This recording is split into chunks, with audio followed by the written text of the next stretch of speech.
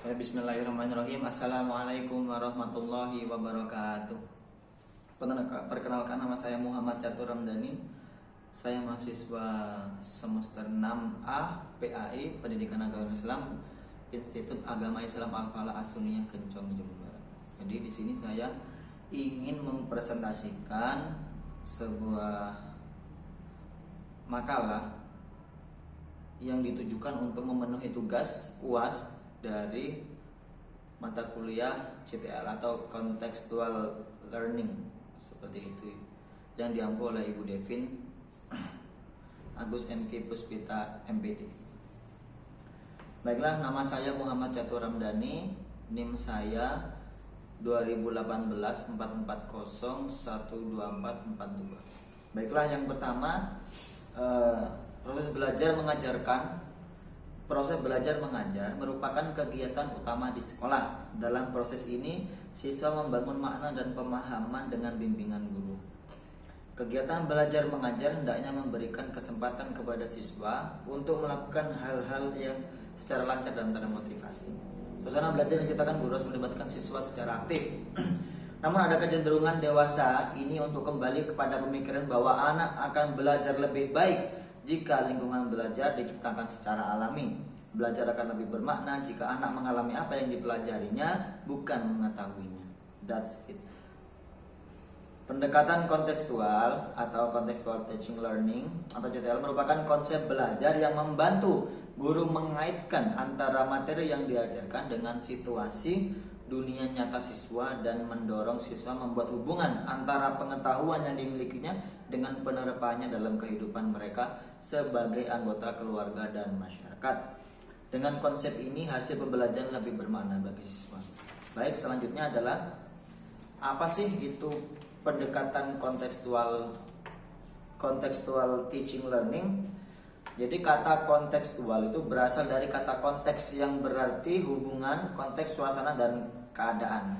Atau pembelajaran kontekstual merupakan suatu konsep belajar di mana guru menghadirkan situasi dunia nyata ke dalam kelas dan mendorong siswa membuat hubungan antara pengetahuan yang dimilikinya dengan penerapannya dalam kehidupan mereka sebagai anggota keluarga dan masyarakat. Menurut tim penulis Debjibnas, pendekatan kontekstual adalah konsep belajar yang membantu guru mengaitkan antara materi yang diajarkan dengan situasi dunia nyata dan nyata siswa dan mendorong siswa membuat hubungan antara pengetahuan yang dimilikinya dengan penerapannya dalam kehidupan sehari-hari mereka. Baik, prinsip pendekatan contextual learning. Yang pertama adalah kriteria, yaitu kriterianya itu proses belajar hendaknya dikaitkan dengan bekal pengetahuan yang telah ada pada diri siswa. Kemudian yang kedua adalah pengalaman langsung. Pengalaman langsung dapat diperoleh melalui kegiatan eksplorasi, penemuan, inventory, investigasi, penelitian, dan lain sebagainya. Kemudian yang ketiga adalah aplikasinya. Menerapkan fakta, konsep, prinsip, dan prosedur yang dipelajari dengan guru, antara siswa dan narasumber. Memecahkan masalah dan mengerjakan tugas bersama merupakan strategi pembelajaran pokok dalam pembelajaran CTL atau Contextual Teaching Learning. Alih pengetahuan atau transfer. Pendekatan kontekstual merupakan menekankan pada kemampuan siswa untuk mentransfer situasi dan konteks yang lain, merupakan pembelajaran tingkat tinggi lebih dari sekedar hafalan. Kerjasama atau cooperating. Kerjasama dalam konteks saling tukar pikiran, mengajukan dan menjawab pertanyaan, dan komunikasi interaktif antar siswa. Yang keenam adalah pengetahuan, keterampilan, nilai, dan sikap yang telah dimiliki pada situasi yang lain. Kemudian karakteristik CTL itu bagaimana? Menurut Johnson dalam Nur Hadi, ada 8 komponen yang menjadi karakteristik dalam pembelajaran kontekstual, yaitu sebagai berikut. 1. Melakukan hubungan yang bermakna, making meaningful connection. Maksudnya keterkaitan yang mengarah pada makna adalah jantung dari pembelajaran kontekstual. Ketika siswa dapat ini, maksud ini menurut Johnson ya, seorang pakar ilmiah dari barat. Kemudian melakukan kegiatan-kegiatan yang signifikan. Kemudian belajar yang diatur diri sendiri, bekerja sama, berpikir kritis dan kreatif, mengasuh dan memelihara pribadi siswa mencapai standar yang tinggi dan menggunakan penilaian autentik. Jadi sudah saya jelaskan beberapa apa itu CTL ya. Kemudian saya jelaskan yang selanjutnya adalah komponen-komponen pendekatan CTL-nya. Yang pertama adalah menemukan konstruktivisme. Maksudnya apa? Konstruktivisme adalah landasan berpikir atau filosofis pembelajaran kontekstual, yaitu bahwa pengetahuan dibangun oleh manusia sedikit demi sedikit yang hasilnya diperluas melalui konteks yang terbatas dan tidak seakan-akan. Yang kedua adalah menemukan inquiry. Menemukan merupakan bagian inti dari kegiatan berbasis CTL. Metode inquiry merupakan metode yang mempersiapkan peserta didik pada situasi untuk melakukan eksperimen sendiri secara luas agar melihat apa yang terjadi.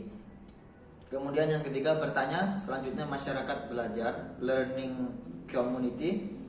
Yang lima adalah pemodelan, yang keenam refleksi, yang tujuh penilaian yang sebenarnya. Jadi seperti itu. Di sini juga sudah ada langkah-langkah untuk melakukan pendekatan contextual learning, tapi karena di sini saya mengangkat tema kelebihan dan kekurangan penerapan pembelajaran contextual learning dalam pembelajaran siswa itu, makanya saya banyak bawakan pendahuluan terlebih dahulu ya. Jadi yang sudah saya jelaskan tadi itu pendahuluan untuk makalah yang akan saya bawa ini. Kemudian makalah intinya adalah kelemahan pembelajaran contextual learning. Jadi kelemahannya itu yang pertama adalah dalam pemilihan informasi atau materi di kelas didasarkan pada kebutuhan siswa. Padahal dalam kelas itu tingkat kemampuan siswanya berbeda-beda. Nah, ini kelemahannya. Sehingga guru akan kesulitan dalam menentukan materi pelajaran karena tingkat pencapaian siswa yang sama sekali tidak bisa disetarakan. Kemudian yang B, kelemahan pembelajaran kontekstual. Tidak efisien karena membutuhkan waktu yang agak lama dalam proses belajar mengajar. Kemudian yang C, dalam pembelajaran akan nampak jelas antara siswa yang memiliki kemampuan tinggi dan siswa yang memiliki kemampuan rendah, yang kemudian akan menimbulkan rasa tidak percaya diri bagi siswa yang kurang kemampuannya. Itu salah satu kekurangan dari CTL ya. Kemudian selanjutnya, bagi siswa yang tertinggal dalam proses pembelajaran ini akan terus tertinggal dan sulit untuk mengejar ketertinggalannya, karena dalam proses model pembelajaran ini kesuksesan siswa tergantung dari keaktifan dan usaha mereka sendiri. Jadi siswa yang mengikuti setiap pembelajaran dengan baik tidak akan menunggu teman yang tertinggal dan mereka akan mengalami kesulitan tentunya. Kemudian tidak setiap siswa dapat dengan mudah menyesuaikan diri dan mengembangkan kemampuan yang dimiliki dengan menggunakan model pembelajaran contextual teaching learning ini.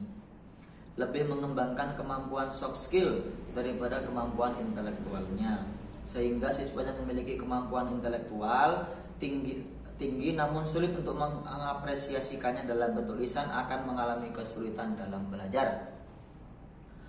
Yang selanjutnya, kekurangannya adalah pengetahuan yang didapat oleh setiap siswa akan berbeda-beda dan tidak merata.